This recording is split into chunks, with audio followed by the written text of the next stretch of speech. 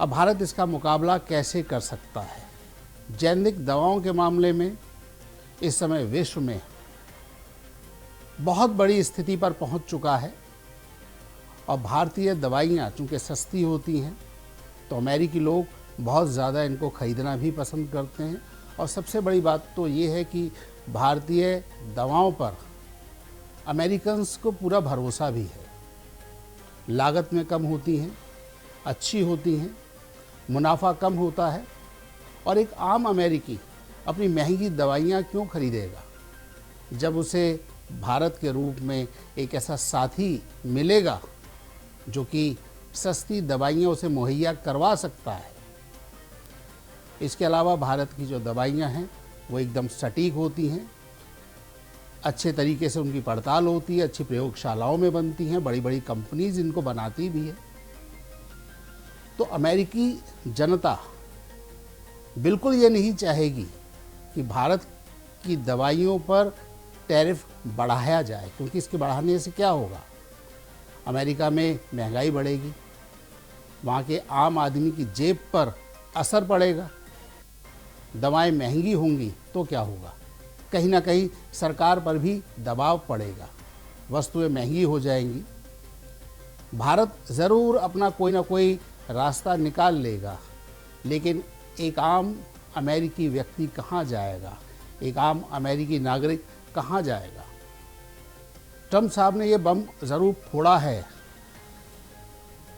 दवाइयों के नाम पर, लेकिन इसका बहुत ही दूरगामी प्रभाव पड़ेगा। हो सकता है कहीं ना कहीं चाइना को भी टारगेट किया गया हो और ट्रम्प साहब की कोशिश हो कि चाइना को भी साधा जाए, लेकिन चाइना को साधने के चक्कर में ट्रम्प साहब अपने ही देश का नुकसान भी करेंगे। दवाइयों की जब लागत बढ़ जाएगी तो आम आदमी के लिए खरीदना मुश्किल हो जाएगा। ये जो विजुअल्स आप देख पा रहे हैं ये ऐसे ही एक जेनेरिक स्टोर का है। इसको आप ऐसे समझ सकते हैं कि जो दवा बाज़ार में 500 रुपये की मिलेगी, वहीं जेनेरिक स्टोर में वो दवा लगभग चौथाई कीमत पर मिलती है। देश के लोगों का भी भरोसा बढ़ रहा है जेनेरिक दवाओं के ऊपर।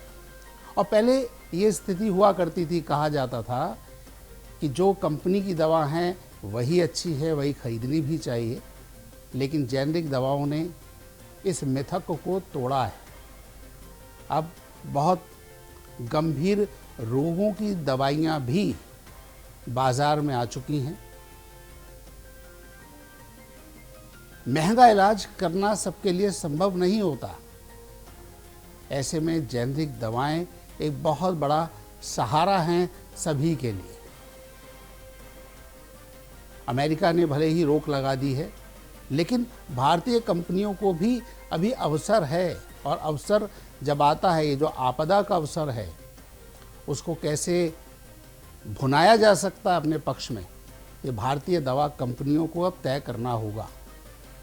ये ठीक है कि अगले 2 साल तक आपको किसी भी दवा पर कोई भी टैरिफ नहीं देना है, लेकिन उसके बाद 100% हो जाएगा और उसके बाद 200% हो जाएगा। यानी कि 2 साल तक तो ठीक है, 2 साल के बाद 100% यानी तीसरे वर्ष में, और चौथे वर्ष में 200% टैरिफ देना पड़ जाएगा।